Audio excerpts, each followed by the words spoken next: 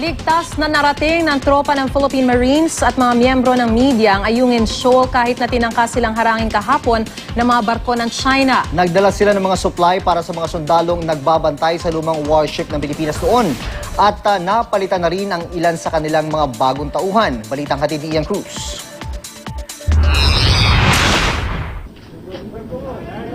Mapapalitan na yung siyam na miyembro ng Philippine Marines na 5 buwan na halos na nandito ngayon. Mahigit 8 nautical miles lamang ang layo namin mula nga rito sa Ayungin Shoal. Maganap nga yung tensyon, ito matapos mamataan ang isang China Coast Guard na may bow number 1127. Sunod dito ay isa pang malaking China Coast Guard vessel ang namataan naman sa radar at maya-maya pa ay tumawag na ang China Coast Guard na may bow number 3401 sa sinasakyan naming research ship.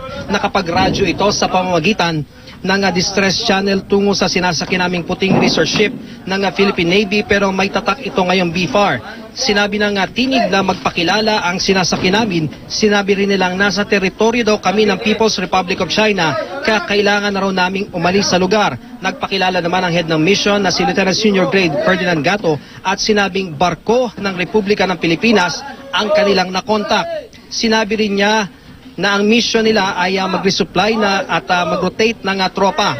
At Maris, wala namang naging tugon doon ang Chinese Coast Guard. Nasa mahigit 6 knots lamang ang takbo ng aming sinasakyan, pero ang China Coast Guard 3401 na humahabol sa amin ay nasa 17 knots ang takbo patungo nga sa aming kinaroroonan. Makikita natin itong Chinese Coast Guard na merong number na 3401, talagang humarang siya dito sa dinadaanan natin. Kanina nga makailang beses silang tumawag dun sa distress channel at ang sinasabi nila sa atin ay kailangan umalis na tayo dito dahil ito raw ay teritoryo ng China. At maya-maya pa nga ay nasa harapan na namin na nasabing China Coast Guard at nag-cross ito direkta doon sa aming sinasakyan.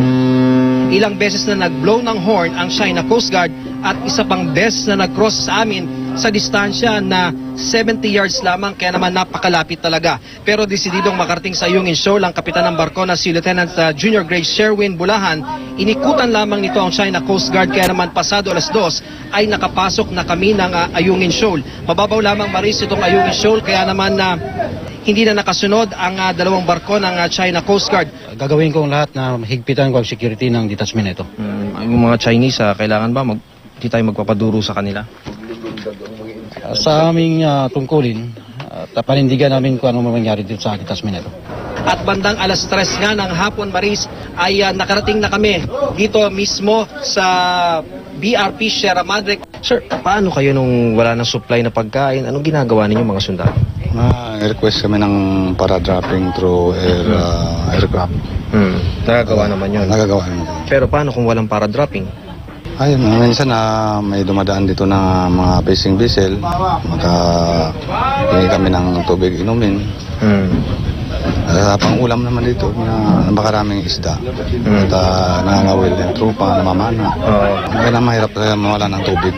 Mula 1999, mula nga nung isadsa dito sa Ayungin Shoal, ito na BRP Sierra Madre ay malaki na raw ang ipinagbago dito. Kitang-kita naman dito sa deck at sa maraming bahagi nitong barko ang napakaraming mga kalawang na sumisira dito sa barkong ito. Pero ang pinaka-noticeable daw sa lahat, itong bahaging ito ay naglilistik na, o ibig sabihin, bumababa na ito. Ayon sa mga sundalo na rito, maaring kinakalawang na raw ng tuluyan yung bahaging iyon, kaya naman nagkakaroon na ng pagbaba.